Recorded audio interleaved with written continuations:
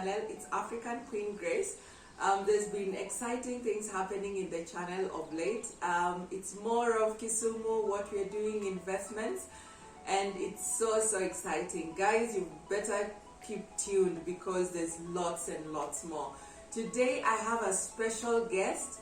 You've seen her in the other two segments that we have already published for when we had investors coming in. She's the reason why they came. She was the contact that I had, and that's why I was also part of the team. And today we are going to hear more from her. We are going to know who she is, where she has been, what is her background, why Kisumu now, and yeah, what kind of investors is she thinking of bringing on board. And what she thinks about Kisumu, that's most important. So yeah, remember to subscribe, share with your friends, and as usual, we are keeping it real in Kisumu City. So let's meet our guest and move on. Hello. Hello. How are you? I'm good, thank you. Thank you for coming on board with African Queen Grace to share with our guests. My pleasure. Oh, our viewers are so excited. Thank you. We've had good reviews from the other two view videos that we published, and people are yearning for more, and that's a good thing because you know when you publish something to do with investment, you're really not sure, but people want more. So here again we are, and we want to hear more from you. So maybe if you can just give us an introduction of your name, a little bit brief background, and then we go into in-depth discussion. My name is Beldina Uma. I am a mother. I'm a communications professional. I'm a communications strategist. Just very quickly, for my undergraduate, I was, I did journalism at the University of Tennessee. My bachelor's degree is in journalism, news editorial, a bit of video, but mostly news editorial, print, and then minored in film. Then I went to Howard University, did my master's in strategic communication, and then immediately got into a PhD program in organizational communication. Wow. Now, I'm not Dr. Uma because I did not finish my PhD due to, I had responsibilities. I had children and some of them were not very well, and I just needed to go back to, retreat and take care of my commitments as a mother. Yeah. Yes. Wow. Yes. That's a whole wealth of information. So you are so good in communication, strategy. Oh my God, that's exciting. Some of us are here, but we are just trying to learn learn how to communicate and put things across. No, you're good. I tell people you should scratch my skin. What will come out is communication. Don't go for blood. You're passionate about it. Absolutely. All the years. Yes. So how have you grown in your career once you finished university? Where did you start working? Yes. How did you get into that? And then how have you grown over the years? Yes. Once I finished undergraduate, I was sponsored by an organization. Came back to Kenya for 2 years before I went to, and I was a communications director for the All Africa Conference of Churches.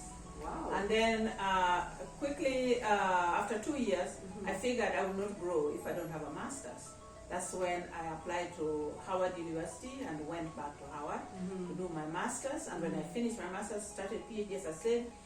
When I left my PhD, I was immediately taken as a consultant for the World Bank. Wow. And I worked for the World Bank, and that was completely my area of interest because it's development communication. And the World Bank is a huge development organization. Yes. Before we get into World Bank, because I have a lot of questions around that.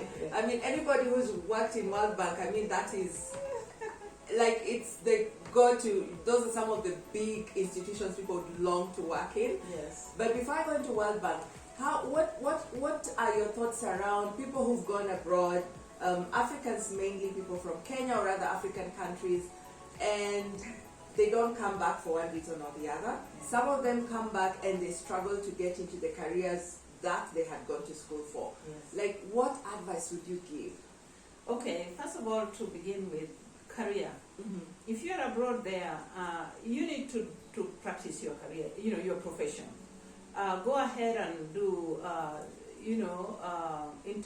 internships, do any small jobs, anything in your area of expertise. That way, when you come back to your country, you can show what you have done.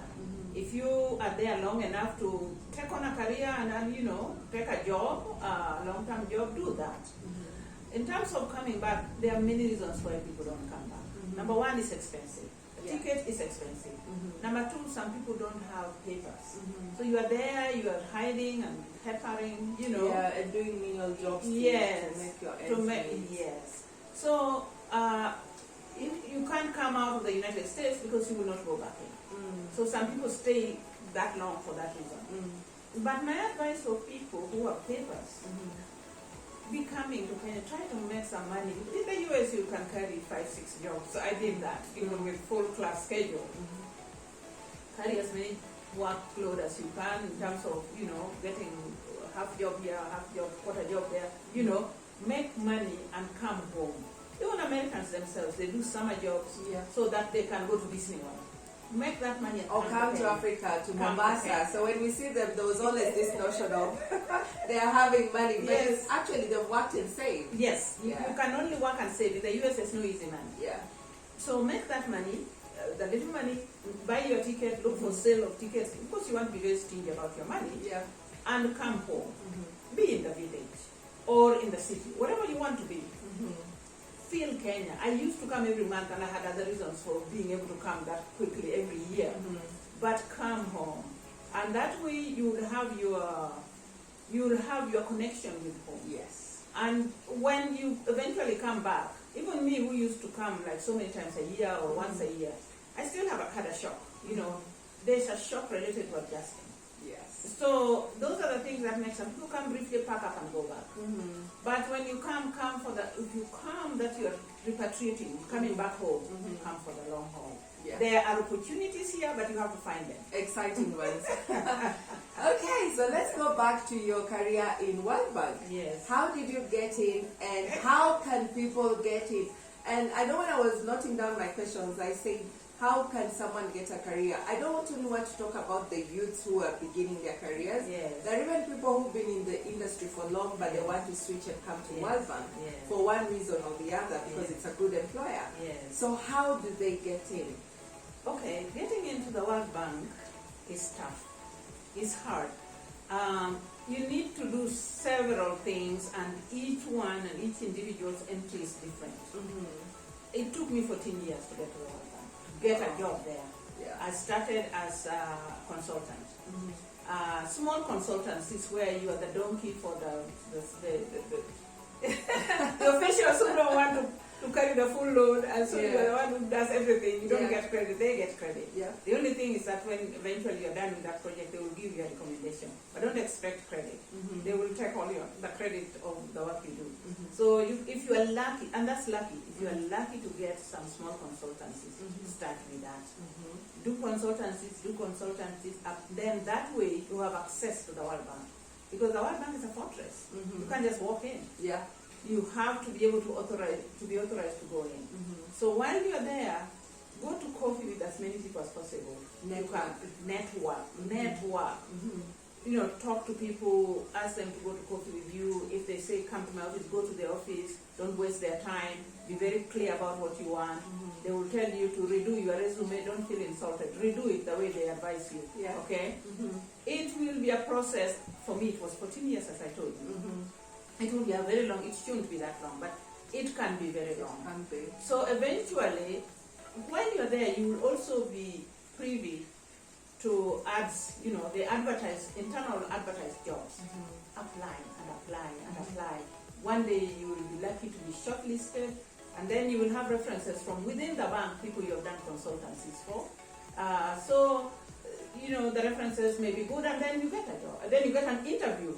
Go a shortlist first, and then eventually, hopefully, you get an interview and go ready for that interview.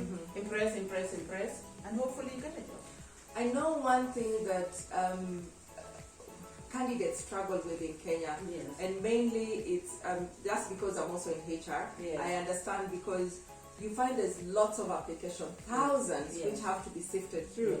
And it just becomes so difficult to get in.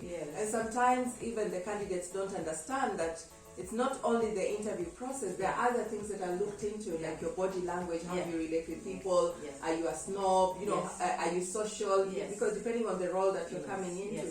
So what kind of advice would you give on that, apart from just appearing and doing the proper interview? What other things should they look out for? Yes, as I said, if you can make some network within the bank, that means some of your references will be in the bank. So when they look at your application, one of your references or two of them are people they know. So that's number one. When you go to the interview, be punctual so that you have time to be comfortable. You know, comfortable inside of you. Yes. Don't look too comfortable. Feel comfortable inside of you. Dress well, appropriate. Dress for the job. Yes. You're going to. When I interviewed, it was for senior communications officer. That's a management position to some extent, because I ended up, supervising communication programs in 20 African countries. Wow. So when you go there, go as a responsible officer. Don't overdo it, don't be stiff. But go feeling comfortable, looking comfortable, but inside you have to look a certain way. Yes. Dress well, don't overjewel, don't just look normal. Don't over makeup, just do enough, okay? But look good, look presentable. And then your attitude. Be amiable, be agreeable. Don't be contrarian. Don't think that if you show you are tough, then they will entrust you with a responsible job. No. You have to be somebody who is a team player. They always look for a team player. Wow. Oh, that's a lot. I hope and if you have any courses, don't take your course to the table, the interview table. Keep it quiet to yourself. Yes. Wow. So, one aspect of your career in the World Bank is something I want us to talk a little bit about. The African Society. Yes. What was your role? What did they learn from you? And what can other people also learn from your experience? Because guys, I was watching a bit of, it's like a testimonial of her colleagues were giving about her.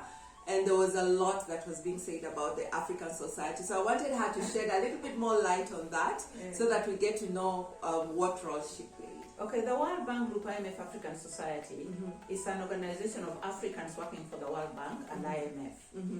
It is, this is an organization that would usually be a voice of the Africans with the executives. Even the president of the World Bank or the executive director of IMF.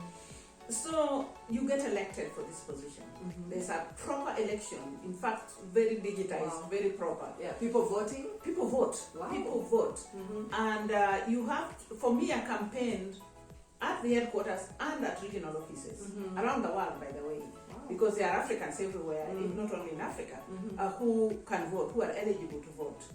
So for like 40 plus years, it was only guys who were being elected, men who are being elected, or who are running. I don't know whether women ran at all. So this 40 years plus, I campaigned hard. I know I'm the first woman to run. I'm the first woman to really be a serious candidate in this regard. And I thought they would not elect me because mostly they were West Africans.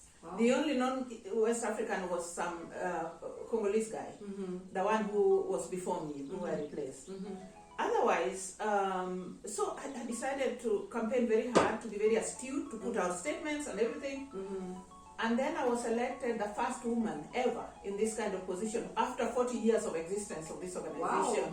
I thank you. And the person who came after me was a director, departmental director, somebody who has been with the bank for a long time. It was less than 50% my votes. The number of votes he got were less than 50% mine. And I had quite a sizable spoiled votes because people were, voting from the country offices. So somehow there was this groundswell and people wanted a woman and they got me. Change. Yes. They wanted change. So what did you do in that role? In that role, you lobby for Africa. And you lobby for, and when I say lobby, really you get one-on-one meetings with the president of the World Bank, with the directors in the different departments, with the vice presidents of the different departments, with the managers of different units to present African issues. Because it just so happens that all over the world, especially with the international organizations, Africans tend to get a short end of the stick. We don't get fair treatment. And this is a platform where you have to go there and talk to these people. And many a times I was able to meet with 3 different vice presidents. I was there for 3 terms. And each time I talked to any president, they were shocked at the level of discrimination. Yes. And then after they were shocked, then their staff felt the need to make my life miserable. So they would come to my manager and tell my manager to finger me, to make life difficult. Yeah, because you were making their lives difficult by demanding for what was rightfully should have been allocated to Africa. Yes. So switching that a little bit, how does that work now that you've come back home in terms of investments? Because we have been, we've been championing for people to come back, and I know I've been championing for Kisumu, for investors to come in Kisumu. How does that tie in? Because now you're trying to be a champion, or you are a champion actually. Yes. You're now bringing investors over. Yes. So, I have a company called Strategic Communications and Investment Promotions. Through SKIP, called SKIP International. Through SKIP, I put word out there. I had a lot of international network when I was chair of the World Bank Group IMF African Society. And many people know me out there, including Congress, men and women, including senators of the United States. So they knew if it is an issue of development, we have somebody who can give us opinion, So I've used that to some extent to see if any development issue comes around me or to me or on my table, on my desk. Then I always recommend Kenya. And then, depending on what they want to zero in, I definitely will recommend Kisumu as well. Nairobi, Kisumu, that's cities that I know well. Or not just cities, counties. So that is my mission. In fact, there was one time I was ready to take investors to Homa Bay, over something. It just didn't work out. So it's something I'm so committed to because I've been in development really all my life, even as a communication person. Yes. What or how can the Kisumu people welcome investors? Because that's a challenge. You might bring the investors, but if they're not welcome, they might do a survey or they might want to settle in and they find the hostility and they run away. So what can we as Kisumu people do to welcome the investors and actually have them not only invest once, but invest twice, thrice, or even bring in their friends? Because one investor is a network that can bring 10 more. Absolutely. If we want number one, investment and repeat investment, we have to be very amiable. To get somebody to part with their money and then trust your county or your country or your city with their money, you have to practically seduce it. And I'm talking about seduce in a very, very positive way. You have to practically show why you are worth it. There tends to be a lacklusterness, I know, for example, Kisumu County, the governor is very interested in investment. He's on his game on that. He wants teach to tire. Yes. He really wants that. Change. But his whole team also have to show they are interested. No investor is small. Yes. They start small, they get a pampering, nice treatment, they call others, to your point. Yes. So we have to really be there to embrace investors and make them feel this is home. East or west. And I feel we as the Luo people, and I say Luo people of Kisumu or maybe Western and Nyanza, we have to change the mindset. Because we, for a long time, we've been saying, when investors come, they go to Central, they don't come to Nyanza or Western. But we should be asking the question is why? Why is this happening? What have we been doing wrong? And change that mindset. If we don't start, like you're saying, seducing the investors, wooing them by showing them the benefits. It's not just about you benefiting as the person receiving the investor, but we also have to show them what they're going to benefit. Absolutely. And then it's a mutual agreement. We also have to switch the mindset from just being the white collar jobs. And I think that is where I don't know that we went wrong, or our grandfathers or parents went wrong, I don't know, because we focus so much on white collar jobs that we forgot the good things that we are good at. Like we have been saying, the tailoring and the cotton and all these other things, artists, and so we neglected that area. So it's true, we really need to change our mindset. We should. And it starts from me and you. I'm glad we are having this conversation. And guys, feel free to comment down below and let us know what other mindsets should we change so that we are bringing this new perspective into, wooing the investors. As for somebody who has been away for 34 years, I didn't pick up US accent or anything like that. But inside I think like them, like the US people. Most of the time, I try to, to now come back and acculturate properly back home. 34 years is 2 or 3 generations. So when I came back, I quickly noticed that Luos have very bad person-to-person relationships. They have the kind of pride I don't even understand. They prefer to push you off, to make you feel they don't need you. Even in retail, you ask for a discount, and the person turns his back to you and like go away. So we have to understand, to make somebody bring that penny from their pocket, you have to woo them, you have to be sweet, you have to be nice to make them spend the money. If you don't give them a reason to spend the money, and that starts even from retail in the streets in Kibuye or wherever, all the way up to executives in big offices. Luos have this pride, I don't know what it is. They don't want to woo the money. Woo the money. Talk nice, sweet talk about that money, about the product, about how it will benefit the investor or the buyer. Be really nice. I worry. I look at the retail people, because I buy a lot of things. I came without anything. I decided I'm not going to pack a whole shipload of things to go to Kenya when there's everything in Kenya. So everything from furniture to everything I bought, and I'm still buying from here. But doing business in Kisumu has been very difficult. I just put my head down. I literally did this because it is something we have said, and the Kisumu people have said again and again, and even the people from Nairobi, when they come to Kisumu, they have the same feedback. We need to improve on our customer care. We don't have customer care. And like you said, it's good you said it without us really discussing this. It's the same thing. The people we put at the front line let us down. You might find the business owners are very good people, polite people, because they have the invested interest. But the people they employ don't have customer care.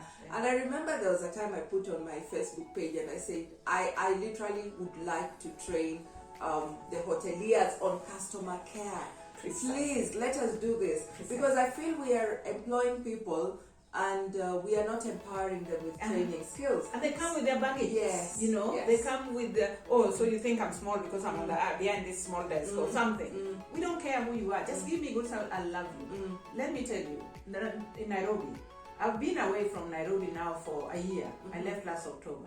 I get calls from pharmacies, from the people I used to make up, shops, asking me, where are you? We haven't seen you. These are Kenyans. These are Kenyans. And we know who they are. They're the ones who make the money because they know how to woo the money. They value the money. Now, training is important. I really wish there would be a program either by the business community in Kisumu or by the county, and I would be happy to team up with anybody, yourself or any other person, for us to give customer relations. Customer care. The customer is precious. That's why you wake up in the morning and go to your shop or to your hotel. Without the customer, there's no business. Without business, there's no money. Without money, nothing will happen. And I know people also want to talk about tipping. But the tip cannot just come from nowhere. You have to be good for somebody to tip you. You have to feel like someone has done their all to give you the service. And sometimes you order even something in a restaurant, the waiter goes away for 30 minutes and you're like, what's going on? We've been here for 30 minutes, nobody has come back to tell us anything. And then you're told your order is coming. You're not very sure when it's going to come. And even the tone you're told with is not nice. Why are you asking? Just wait for you. Most people, we are local. When you go into a restaurant, you go for a treat. It's a treat. Instead of pleasing you, you come out of there really upset. I'm not tipping you. If you didn't please me, I'm not coming back. Yeah, I'm not tipping you and I'm not coming back. Yeah. But if you please me, I'll tip you even 50%. Honestly, I'll show you that thank you. You made my day. So don't. And we have to change that mindset, because if we had to grow as a county and as a region, we have to now start calling other people. If you've found one investor, and I know I'm saying this because I'm sure some people are wondering why even sharing this information that you had investors coming on board. Yes. I mean, why don't you take why the whole pod, and do it? But it's not about holding one person. Yes. It could be that what I have is not what the investor is looking for. Yeah. But I have a sister or a cousin or a friend or a friend's friend who has what they're looking for. Yes. And therefore, I don't want the money to go back. Yes. I want the money to come. Now, something that you're passionate about, and I would like you to maybe shed a little bit light on it, because when we were in the farm, we just went through, and we were capturing the video from you explaining to us what the whole place was. Yes. But just tell us a brief background of apiary. Yes. And how that came about. Yes. Why you chose the segment of bees. Why not any other? Because you could have invested in any other thing. Yes. And what does the future look like for that? Yes. Now, first of all, I like agriculture because it is food, a source of food. And then I was looking for investment, and I tried a few investments, and I lost my money, including dog food and all kinds of different food, including making furniture. By the way, these furniture are made by my company. Oh wow! Yes, they're very nice. Thank you. So I tried a few things; it didn't work. Then one lady one day was telling me, "Oh, honey is a very good business," and then she told me why that you can. Help with the local market, which is short by about 50% almost. So if you trade it, if you manage to organize yourself and sell it in Kenya, you are good. You're doing business. But you can also export it. Yes. And I don't want to export if Kenyans are not getting enough. So, but still, that option is available. And then she told me that you can go and put your hives in the Kakamega forest. She had friends who had done that. So that piqued my curiosity, and I said, oh, okay. So when I found out that it's not that easy to go to a government, a public forest, a government of public forest, and just put your hives. Maybe it is okay with some people. It didn't work for me. And then I remembered I had land that I had bought like a year, 10 years earlier, when I was still working at our farm. And I said, oh, maybe I can go and, use that land. And that's how that particular property came about. And I found it very attractive. I mean, it's just that terrain and all that stuff. Yeah. It has not been easy to acculturate and naturalize a terrain that was forest. It was a complete bush. But we are still working on it. Now, Apio is my grandmother, Rebecca Apio, my most favorite person. Most favorite human being, I have to say that.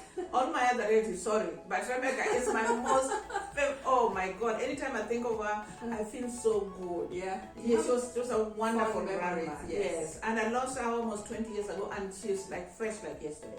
Anytime I think of her, I smile. So I thought, Rebecca Pio, this is for you. And you saw that I made a street there, a way. I named it after her as well. So I mean, I couldn't get to my home. I used to park like half a mile away and walk. So I went ahead, and that 1 kilometer, I got an expert to uproot everything and uproot stones and trees and make it, a way. So we can drive there. Yes. What have you learned about keeping bees this short time? Yes. Let me tell you, keeping bees has been touted as easier than it actually is. People will tell you, oh, bees you don't have to give them injections, medicine or whatever. You don't have to do anything. Just put your hives there and bees will come. It's not like that. Yes, you don't feed them literally food, but you have to keep water. I think you saw how much water was there. You have to put water. I have terrains of water. I have basins hung for water. I plant. You have to plant we plant on rotating base, on rotational basis. Sunflower for pollen, and then you have to have other smaller plants for nectar. You have to do something. In fact, quite a lot. You have to clean those hives very frequently because spiders want to go in there. The little salamander wants to creep in there, and then the what do you call this thing? What is that thing called? Wasps Yes. go in there, Yeah. and once they go in, the bees come out. And then recently we found out that monkeys were also coming and entertaining themselves by jumping on top of the hives, and of course bees get traumatized and run away. Yeah. So you have to do a lot to keep the bees. It's not too much, but you have to do. We also built apiary stalls, complete covered so that they're cool with grass. Yeah. You have to do quite a bit to keep the bees. Wow. Yeah. Parting shot. Guys, we can't exhaust everything. In fact, I've tried to ask us, little segments here and there, but we're going to do other segments just to deep dive more. But for now, I think we'd like to wrap up. Parting shot. On bees, if I may, go back there again. Bees, they're the ones that ensure that there's food for humans. They pollinate our food crops. Yeah. And if we get careless and let bees be extinct, as I understand they're in the extinction list, humanity will not last 5 years after that. Even 5 years will be a lot. Wow. Because we need our vegetables, Yeah. we need our fruits, we need everything that bees pollinate. So please, let us keep bees as part of our self-preservation and conservation of what we have. So that's that. Now my parting shot is that, my colleagues that are still out there in the United States or UK, come back home. There are a lot of opportunities, but not easy. Nothing is ever easy. Nothing good is easy. They should get in touch with you Yes. to give them a tip of or ideas on what they can come back. Absolutely, and I do mentoring at the World Bank, as you saw in some of those tapes. I mentored a lot of people, and I'm happy to mentor anybody or suggest or advise or I don't know anything that I can do to help my fellow Africans come back to Africa. While you're there, just do what you're doing, do it well. But when you're ready to come back, please come back. So guys, we're going to create another platform where we can give the contacts and how we can get, number one, we need to use her wealth of career experiences and skills to mentor our local, coming up candidates or coming up individuals who just graduated. She has a wealth of information and skill set, and I think we need to graft that from you to the upcoming career guys. And one sentence about women. Yeah. Women is still not easy. You have to work hard, get focused, and don't play that second film. You are important just like anybody else, like any man, like any other woman. Just work hard and focus. Don't play anything secondary. You're the one who has to go for it and get what you want. Wow. So that's another segment. We'll talk about that's another one. I told you guys she has a wealth of information. We'll probably have to do another segment just for women and how you fought your way through and stayed for three terms. That was one was like hooray, but three you need to give us more tips. I'll tell you, it's not easy. So from us, African Queen Grace and Beldina want to say thank you. We are going to give her contacts right on the description box, so she'll give her email. If you want to invite her to your organization for a talk, if you have a training institution, you want her to come and talk or even mentor, she'll be available. Yes. Right now she's in Kisumu. Yes. Of course she's available anywhere in Kenya, but for now, guys in Kisumu, let's make use of her. She's right here in the city. So from us, it's lots of love, and make sure you give us your comments and feedback. Remember to subscribe, and lots of love from us. Thank you. Bye.